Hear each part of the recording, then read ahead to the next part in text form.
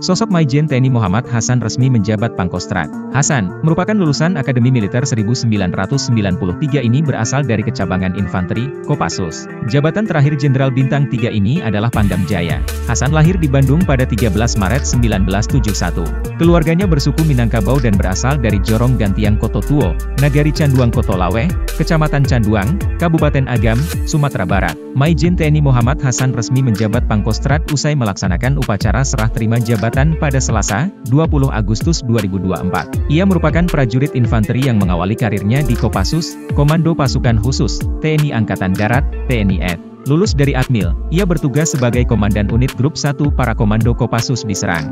Hasan kemudian menjadi Komandan Batalion Infanteri Raider Khusus 114 Satria Musara, 2009 hingga 2011. Ia pernah menjabat Komandan Kodim 0104 Aceh Timur hingga tahun 2013 sebelum kembali ke Korps Baret Merah. Hasan lalu dipercaya menjadi Wakil Asisten Personel Komandan Jenderal Kopassus. Pada tahun 2014, ia bertugas di luar Kopassus menjadi Asrena Pas Pampres. Pada 2016, Hasan lalu dipromosikan menjadi Komandan Grup A Pasukan Pengamanan Presiden, Pas Pampres. Karirnya terus menanjak hingga menjadi Komandan Korem 061 Surya Kencana dan Wadanjen Kopassus pada tahun 2019.